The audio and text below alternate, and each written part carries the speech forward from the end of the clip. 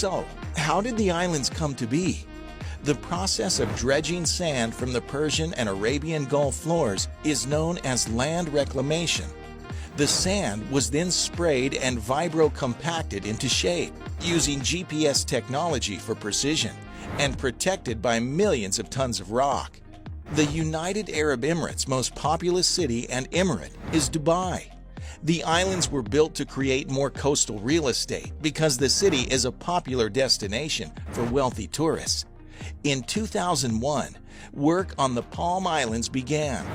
Divers surveyed the seabed, and workers used blasted mountain rock to build a crescent-shaped breakwater.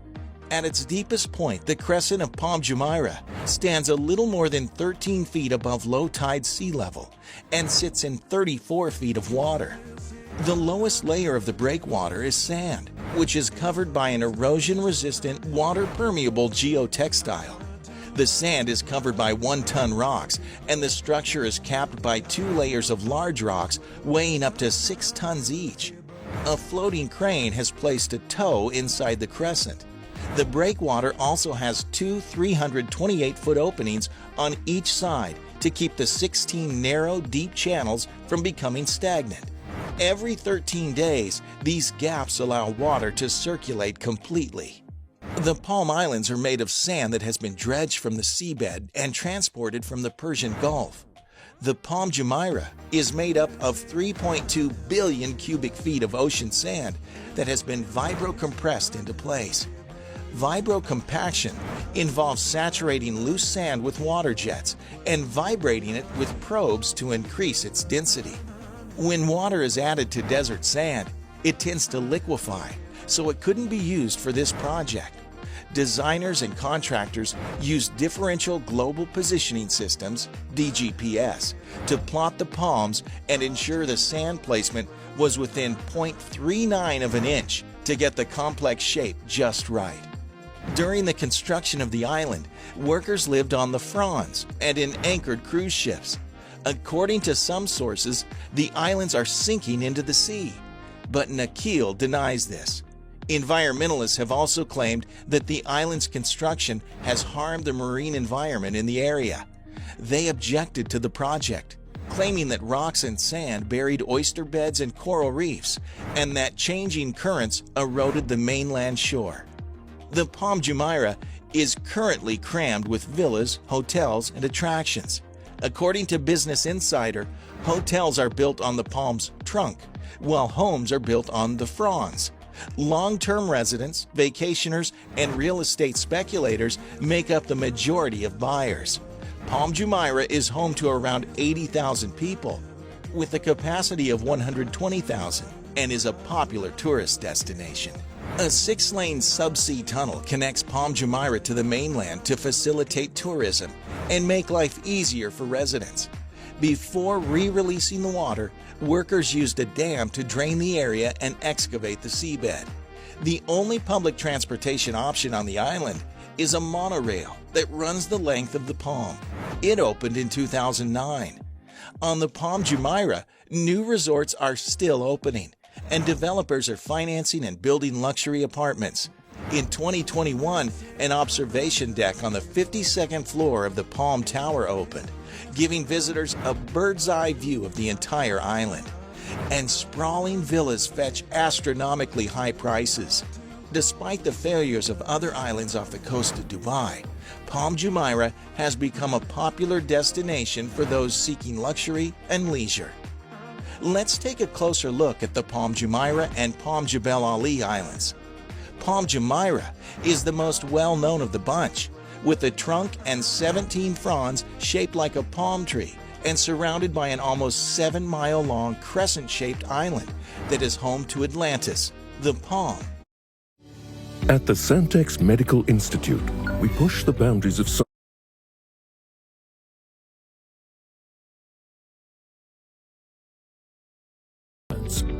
and just one of many luxury hotels and resorts that dot the archipelago. Nakheel Properties initiated the project in 2001, and it resulted in the addition of 40 miles of much-needed beaches. Today, travelers can access Palm Jumeirah from mainland Dubai via a monorail, and an underwater tunnel connects the topmost frond to the crescent. Upcoming debuts for Palm Jumeirah include the Palm Tower, with floors occupied by St. Regis Dubai and Nakheel Mall, which were set to open in 2018 and late 2017 respectively. Work on a second Palm Island, Palm Jebel Ali, began in 2002, but due to the 2008 financial crisis, construction halted. Nakheel has since reassured reporters that Jebel Ali is not canceled, but a long-term project. If and when the island is complete, it will be 50% larger than Palm Jumeirah and feature homes built on stilts, a water park, villas, 6 marinas, and sprawling boardwalk shaped into the words of a poem written by Sheikh Mohammed himself. Next is Deira Island. The idea of a third Palm Island, Palm Deira, set to dwarf the other two at 8 times the size of Palm Jumeirah, was introduced in 2004. However, in 2013, Nakheel shifted gears and renamed the project to Deira Islands, opting to create 4 smaller man-made isles. Late 2018 will see the opening of Deira's first large-scale debut, its Night Souk, the world's largest, of course, night market with over 5,000 shops and almost 100 restaurants and cafes. If shopping indoors during a UAE summer is more your style, Deira Mall, with its retractable roof atrium and over 1,000 stores, might just be paradise. The mall will serve as the centerpiece of Deira Islands Boulevard, which will feature retail space and at least 16 residential towers. By 2020, 2 of the 4 islands will hopefully be developed and completed, with 250,000 people living on them to boot. Next is the World Island. The World, another Nakheel project, kicked off in 2003 and consists of 300 small islands constructed into a world map. Another victim of the 2008 financial crisis, the world's progress halted. By 2013, only Greenland and Lebanon had been developed. Unfortunately, the World Island is sinking. Despite this erosion issue, developer Kleindienst Group is hoping to revive the world in a big way with the launch of the Heart of Europe by 2020. 6 Kleindienst-owned islands round out the project, each providing visitors a slice of very high-end European life, complete with underwater villas, aka floating seahorses, 5-star hotels, and even streets lined with manufactured snow. The St. Petersburg Island, which is shaped like a heart, promises to be the world's premier honeymoon destination. And lastly, the Blue Waters. Giving Nakheel a run for its money is Maras Holdings with its Blue Waters project that began in 2013, opening by late 2018 or early 2019 with an observation wheel, Ain Dubai, that will put the London Eye to shame. You've guessed it, it will be the world's largest. Blue Waters is aiming to become Dubai's family-friendly tourism hotspot. The island will be broken into zones, featuring over 200 retail and dining options, apartment complexes, and townhouses and hotels with prime beach access.